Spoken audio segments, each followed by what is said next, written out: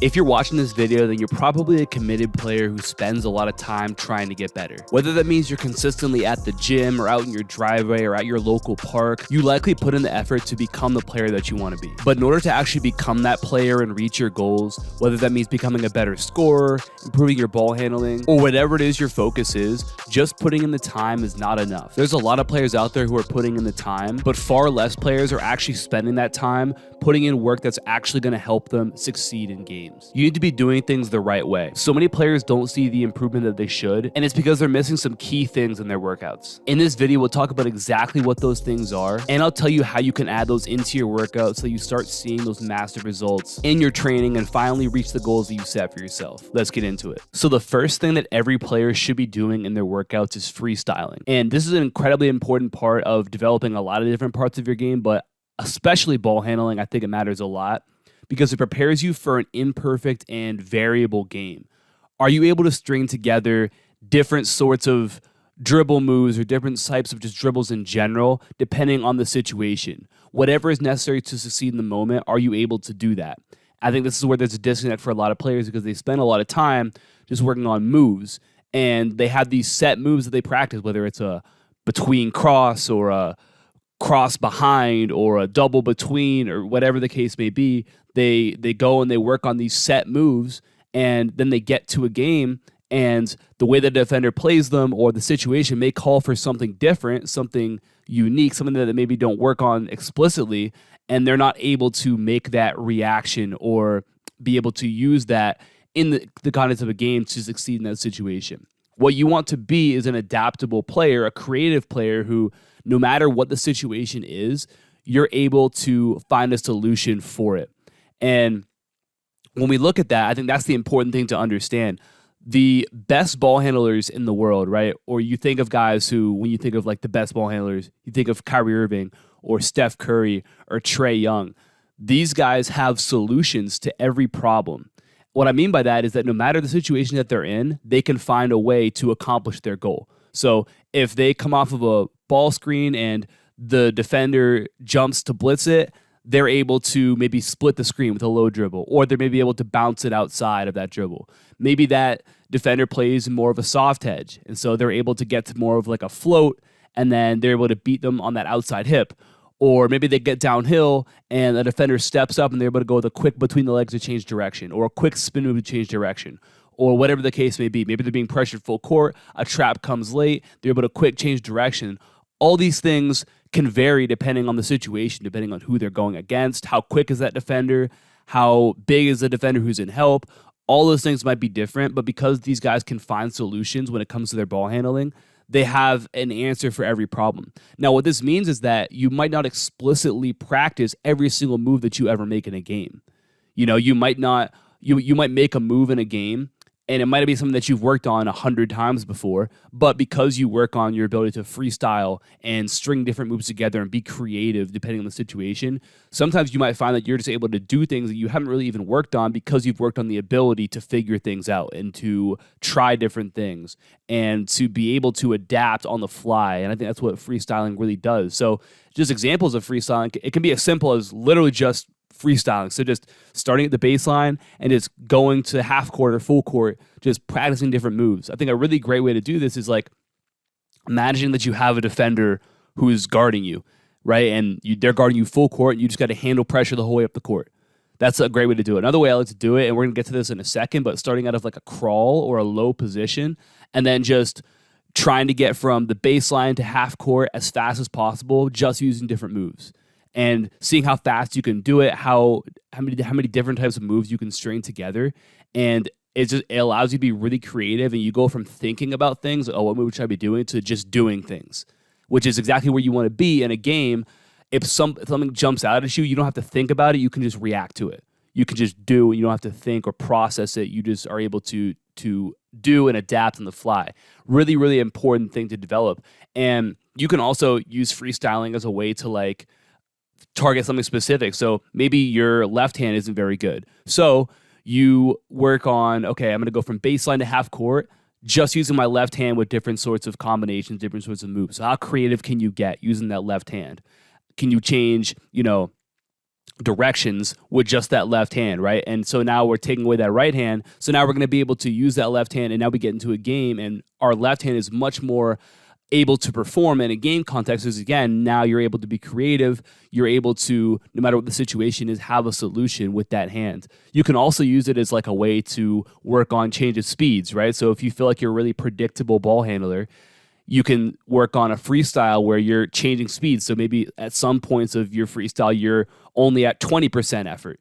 And then you hit 100% for a little bit. And then maybe you're down to 50%. And you're just working on changing speeds, being creative, being unpredictable as you freestyle up and down the court. I think this is one of the best ways to improve your ball handling. And it's something I think every player should have inside of their workouts.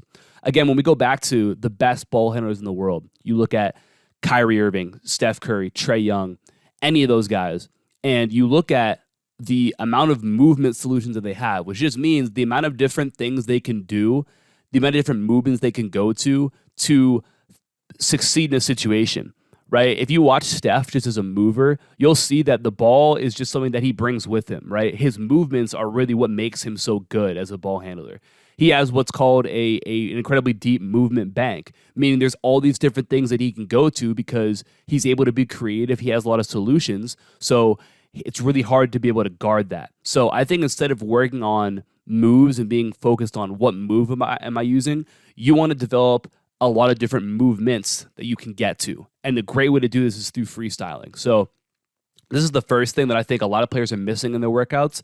And I think it's an incredibly important aspect of ball handling that you should develop. And I also think when we talk about freestyling, it can also apply to finishing as well. So a lot of times when we're in a game, finishing isn't going to be your, layup line layups every single time. And a lot of times that's what players work on.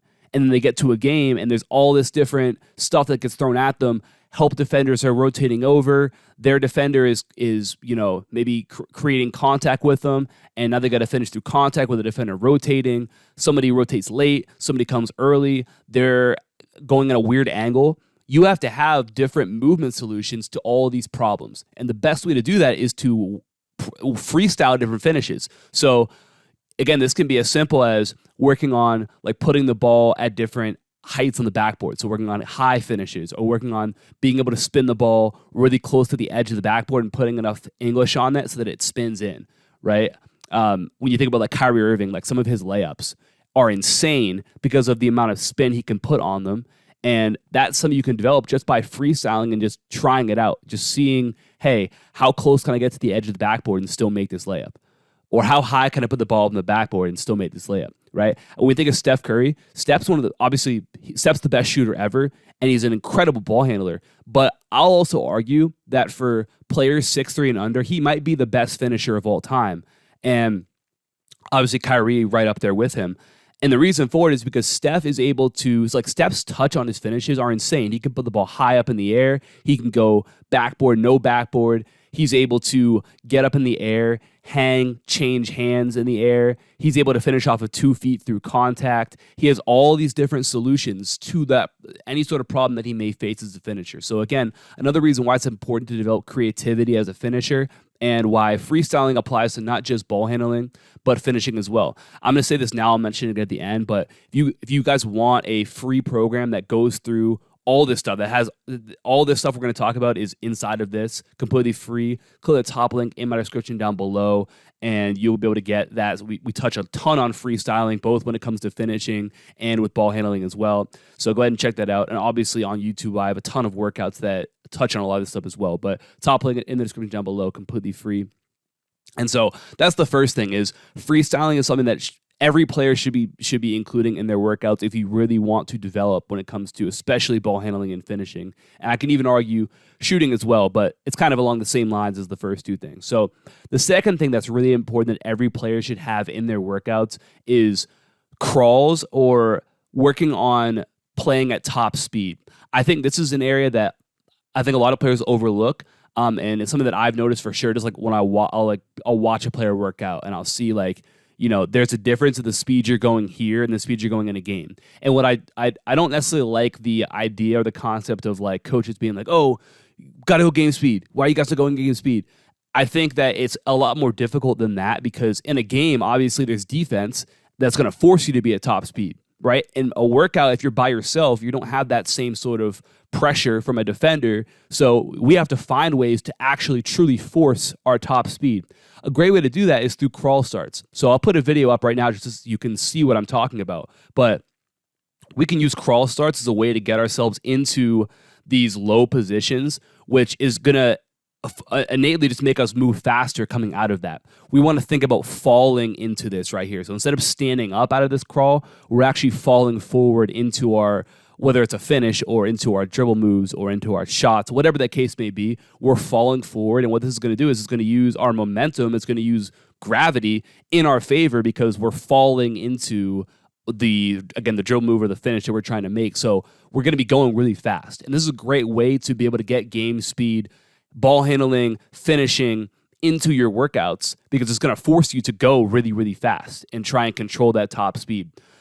A really big aspect of ball handling for sure, finishing for sure, is that, again, there's defense. So a lot of times you're going to have to be going at your top speed to get to where you want to get to, right? You may want to get to the rim.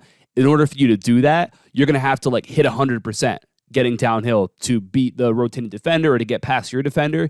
Can you, first of all, control the basketball when you're going that fast? That's the first thing that's really important. A lot of players can't control the ball when they're going 100%, which is why they're not confident with their handles, which is why maybe they can handle the ball well in workouts, but they get to a game and they lose the ball or they can't do what they want to do with the ball because they don't feel confident doing that at 100% speed when they're asked to, which is going to be pretty often.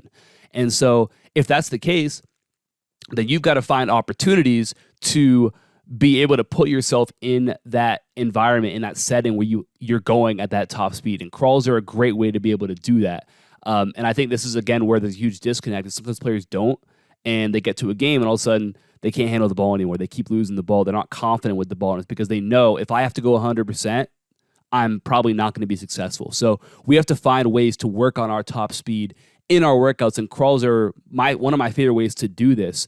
And you can, again, use this for ball handling. So sometimes we'll start baseline, and kind of like what we talked about earlier, you can almost combine these first two things between the freestyling and the crawls or top speed work.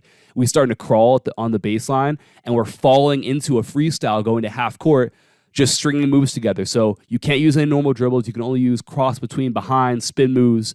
But we're starting off at top speed. Now I want to keep that top speed as I'm getting to half court, meaning you're probably going to lose the ball. And if you aren't losing the ball, sometimes you should be going faster. You want to be on the edge of losing your control here. Because, again, that's how we know we're at that 100%. Because you might push over into 102%, and when you do that, you're going to lose the ball. So we want to try and expand our ability, our competence when we're going 100%. And that's the best way to be able to do that is by training that top speed in practice. So again, this is something I think that every player should be adding into their workouts when it comes to their ball handling and their finishing too. I think it's a great way, just starting at the free throw line or the elbow and just getting into one dribble or two dribbles into a finish. But again, you're going as fast as you possibly can into that finish.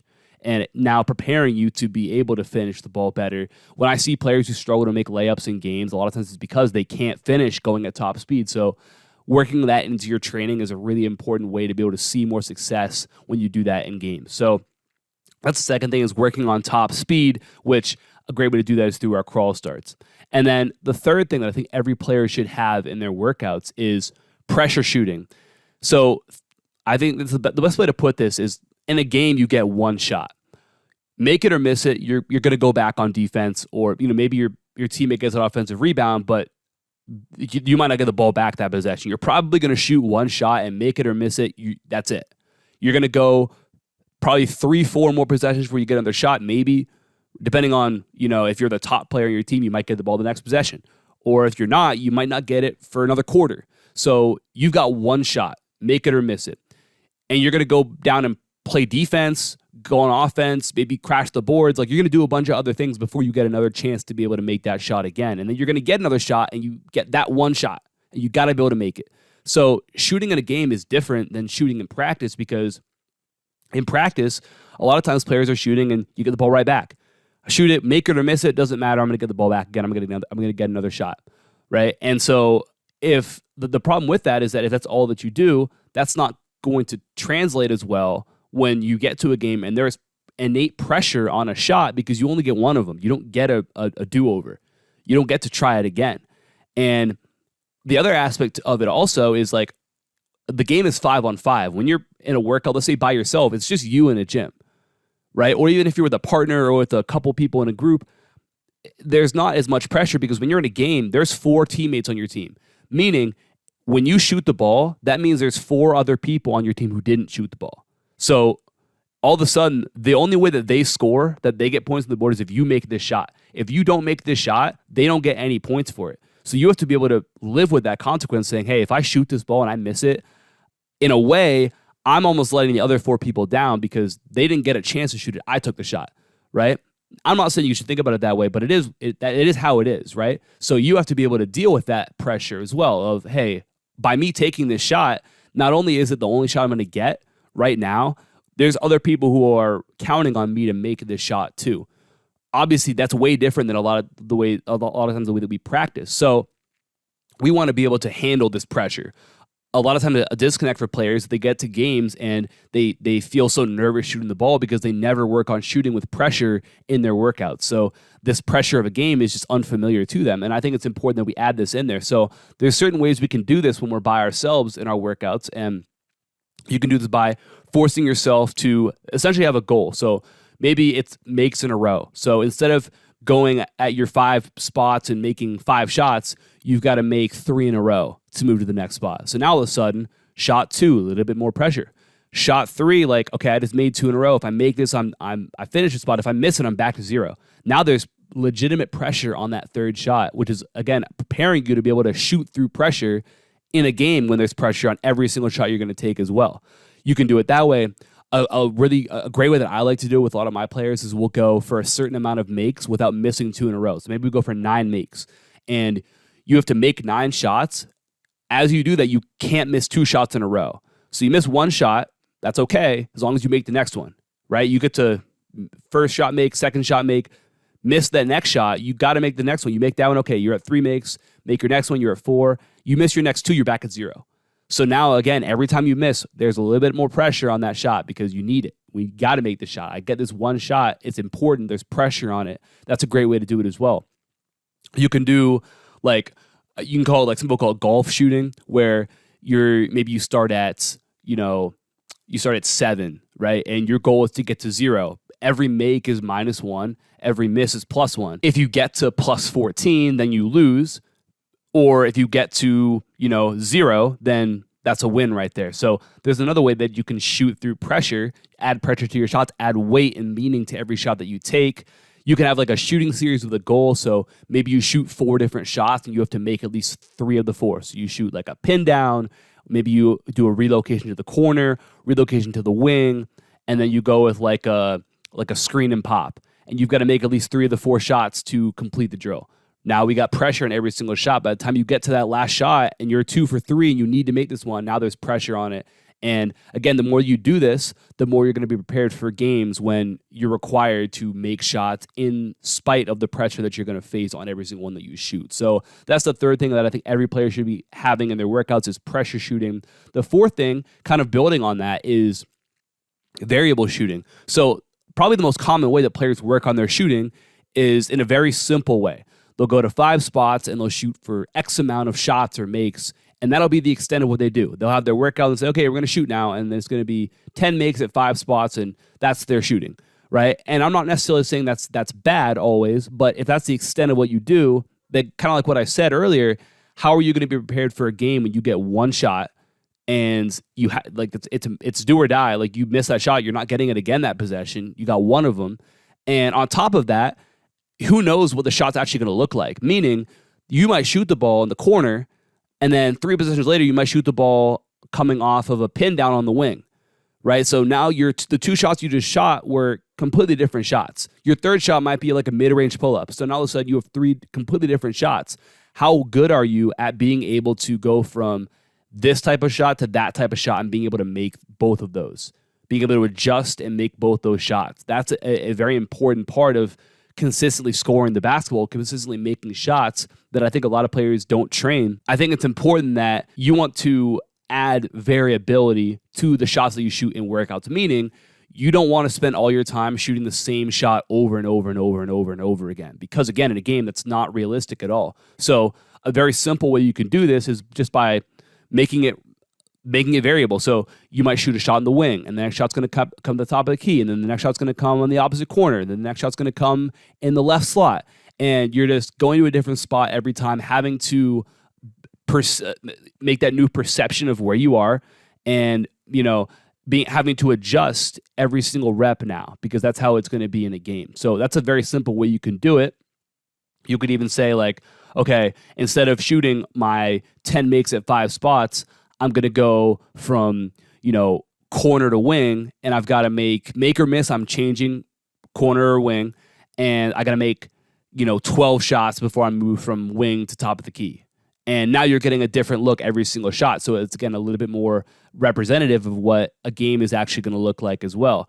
And so that's a simple way to be able to do that. Another way you can do it is like, sometimes we'll just mix in like, okay, we're going to go catch and shoot 3, and then your next shot's going to come off the dribble. So now the shot's going to be a little bit different every time. And again, we can add this into what we talked about earlier with our pressure shooting. And now maybe you have to make two shots in a row to get a set, and you got to get 4 sets. So I need 4 sets of 2 in a row, but the shots are going to be different on each rep. So training ourselves to, again, be able to adapt from shot to shot, really, really important. And then there's other ways we can do this too, where we, can add in some really variable things. We talk about like the variances, but like shot to shot. Sometimes you're going to catch the ball and your footwork is not going to be perfect. So are you able to hit a shot when maybe your feet aren't lined up exactly how you want? So a way that we can do this is through like weird footwork shooting. Meaning we're going to shoot like a catch and shoot 3, but the rule is your feet can't be normal. And that's going to, again, prepare us to handle the variability that might come from shot to shot. And now we're going to be prepared in a game if we happen to be off balance or our feet aren't exactly how we'd want to, we can still make the shot. We'll do the same thing with like bad passes. So, you can have, if you have a partner with you or whatever the case would be, even if you're by yourself, you can throw yourself a bad pass. And now we're working on being able to shoot out bad passes. I think if you really look at it, probably the majority of times that you get a catch and shoot 3 is coming off of a pass that's not ideal, not a perfect pass. So can you still make it despite that? I think it's important and a great way to train variability as well. Like I said, we can change spots. We can alternate our footwork with every shot. So maybe you're working on shooting off the dribble, and maybe you work on, okay, first time I'm going to shoot off a left-right, and then I'm going to shoot off a right-left, and then I'm going to shoot off of a hop. And we can work on those and being able to interchange shot to shot and still make it. And by doing these things and by adding variability into especially our shooting work, I think it really helps us to prepare for the game when, again, you get that one shot. And you don't know where those shots are going to come from in a game. You don't know, but you got to be prepared to step up and make it regardless. So that's an important thing that you should be adding to your workouts, is variability when it comes to especially your shooting. But also that, of course, ties into the freestyling we were talking about earlier. When we freestyle, like that's incredibly variable work right there, which is why it translates so well, because again, just like shooting can be very variable in a game, also ball handling and finishing is going to be like that as well. So that's the 4th thing. And then the 5th thing, and I think maybe the most important aspect of all of this, because a lot of times the rest of it's going to be tied into it, is competing. So this is why it's great to be able to train with like a partner or a group if you can, because innately there's going to be some competition. But even if you're by yourself, competing with yourself, I think is really, really important. When you think about the point of training or the point of working out, it's to take your abilities to the next level, whatever that next level looks like for you. And competing forces you to be at your best, especially if you're going against somebody who's on your level or better than you. It's going to require you, in order to not lose, to really push yourself and bring the best out of you. And I think that's a really important thing. If you want to get the most out of your training, is like how often can I be at like the edge of my abilities? Competition and good competition is going to force you to do that. And that's the best way to get better at anything, is having to be at the edge of your abilities as often as possible. Because what that's going to mean is that you're going to make mistakes there because it's going to be uncomfortable. You're going to lose there, which isn't going to be fun. But it's also going to be where you're going to see actual growth, because that's how you start to stretch what you can do as a player. And next thing you know, you're way more capable after doing that over and over again, because you've been working at the edge of your abilities, increasing those abilities when you're at that edge of your comfort zone. So it's important to be able to do that. And you got to think of improvement a lot like lifting weights, like getting stronger, right? If you want to get stronger, you've got to be lifting weights that are challenging you. Eventually, as you get stronger, you've got to increase those weights, right? And so competing allows you to do that. So when we talk about what that looks like, that can be in a workout, ideally with players who are on your level or better than you, and now we have like, okay, we're going to go with a shooting drill and we're competing so you can get a better number, or who can complete this drill faster, or you can obviously go live situations where we're playing one-on-one out of a closeout, or playing two-on-two out of a ball screen, or three-on-three out of whatever the case may be. You can add competition to what you do, and even when you're by yourself, you can find ways to compete with yourself, whether it be, hey, I'm trying to beat my time in this drill, or I'm trying to really move faster in this drill than I did yesterday. You've got to find ways to make it a competition, whether it's with other people or by yourself. And when you compete and you really take pride in your ability to compete, then that's how you're going to get better and really get the best out of yourself and get the most out of your workouts and really see that work translate to game success. So those are 5 things that I think players should have in their workouts if they want to see more success, see that work translate. So if you find that you're missing any of these things, make sure you add that stuff into what you're doing, and you're going to see way better results. Like I said, click that top link in my description down below, get my free Elite Perimeter Scorer program, and that's going to have all this stuff in there for you to be able to add to what you're doing. And like I said as well, like I have my workouts here on YouTube, I have my programs as well, where all this stuff is really the focal point of what we do. So if you enjoyed this video, make sure you drop a like, subscribe. I appreciate you for watching. Drop a comment. Let me know what you think. If you have any suggestions for me, I'll talk to you soon. Peace.